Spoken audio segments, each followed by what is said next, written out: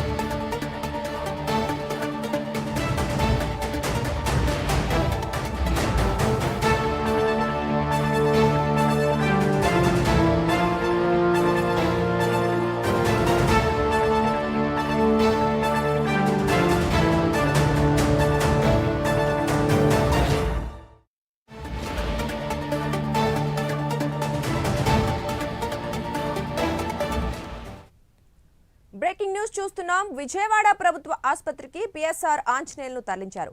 అస్వస్థత కారణంగా పిఎస్ఆర్ ఆంజనేయులు ఆసుపత్రికి తరలించారు. ఏపీపీఎస్సీ కేసులో విజయవాడ జైలులో జ్యుడిషియల్ రిమాండ్ లో పిఎస్ఆర్ ఉన్నారు.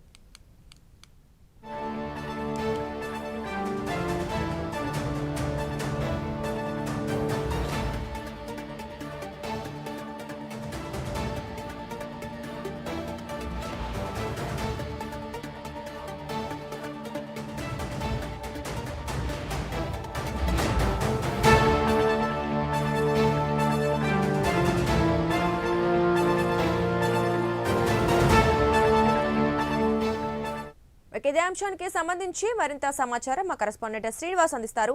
శ్రీనివాస్, చెప్పండి, పిఎస్ఆర్ ఆంజనేయులకు అస్వస్థత కారణంగా హాస్పిటల్కి తీసుకెళ్లినట్లుగా తెలుస్తోంది. మరి ఏంటి పరిస్థితి, ఎలా ఉంది?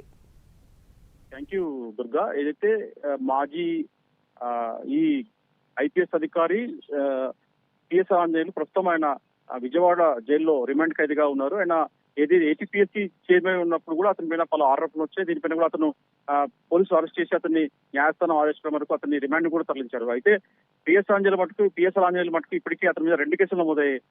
ప్రధానంగా చూసుకుంటే ఏపీఎస్సీ కేసుతో పాటు మరో కేసు కూడా అతని మీద నమోదైంది. ఈ 2 కేసుల్లో అతను ప్రస్తుతం రిమాండ్ ఖైదీగా ఉన్నాడు. అయితే ప్రస్తుతం గత కొద్ది కాలం చూసుకుంటే ఐపీఎస్ అధికారి పిఎస్ఆర్ ఆంజనేయులు ఆరోగ్యం సరిగ్గా లేదని చెప్పేసి కూడా పెద్ద ఎత్తున కూడా సమాచారం అవుతుంది. అయితే ఇప్పటికే అతనికి బీపీ డౌన్ కావడం, తదితర అనారోగ్య సమస్యలతో కూడా ఇబ్బంది పడుతున్నాడు.